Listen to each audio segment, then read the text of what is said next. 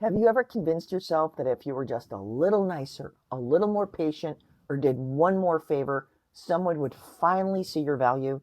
Today, we're going to talk about one of the most expensive myths in dating because it costs people their time, their money, and most importantly, their dignity. Hey, I'm Dr. Lana Denny, Bulletproof Babes, self-defense based on behavioral sciences. This one comes from a male subscriber who shall remain unnamed because I don't want him to feel embarrassed. He wrote in about feeling manipulated by women who have friend zoned him, then go on to talk about their problems, have him be a shoulder to cry on, and ask him to do favors for them. He complained that he did all this stuff but never seemed to leave the friend zone. Okay, that's a lot to unpack, so let's start with the verbal part. Friends talk. Friends share their issues. Now, if it's not going both ways, then it's just emotionally draining and she is using you. And you should just end the friendship if you're not getting anything back. And I'm not talking about X. Same situation with the favors. I have a few close male friends from being in martial arts for so many years. And if one of them does a favor for me, like, watering my plants and picking up the mail while I'm traveling, then for sure I am taking him out for lunch or I'm buying him tickets to something I know he will enjoy. That's just being a stand-up friend, regardless of gender. The issue is expecting to get out of the friend zone by doing favors that are not reciprocated, hoping that she will see what a great guy you are and want to date you.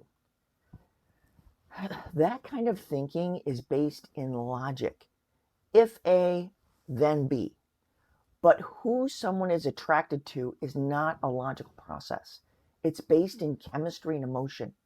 If a woman asks you for a bunch of favors and she never reciprocates, she's either just a bad friend or she's playing on the fact that you like her that way and is giving you hope in exchange for you doing free labor. Drop that friendship.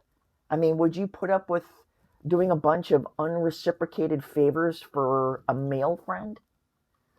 Let's look at it the other way around. Women who get manipulated by men, and it's usually for X. And I have known more than a few women who hook up with a guy hoping that if they do, it will lead to a relationship. It always makes me sad when I hear something like, oh, he calls me at 10 o'clock on a Tuesday night asking if he can come over, but never really takes me out on a date. It's the same mentality. Investing in the hope that another person's feelings can be earned through you making some sort of sacrifice. Predicated that you weren't really into a booty call at 10 o'clock on a Tuesday. So here's 3 ways that people get themselves into this type of situation, whether you're a man or a woman. 1, sunk cost fallacy. You feel like you have already invested time and effort into this person. It just hasn't paid off yet. To quit now would be wasting all the effort you already put in.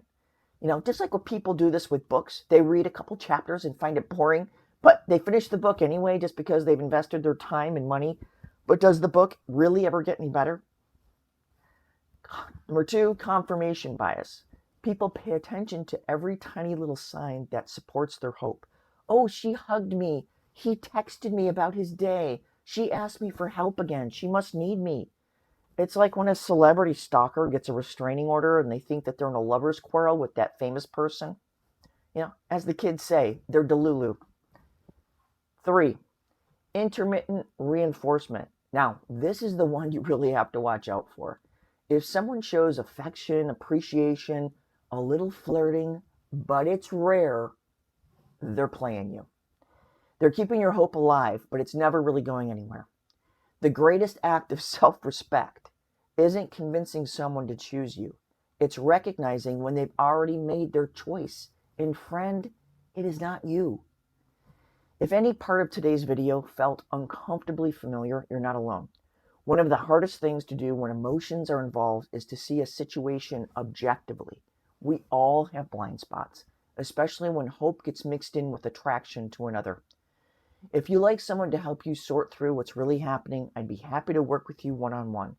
Together, we'll look at the behaviors, separate facts from assumption, and help you look at the situation objectively so you can decide on the healthiest path forward for you. You can find the link for coaching below. I hope that helps, and I'll see you soon.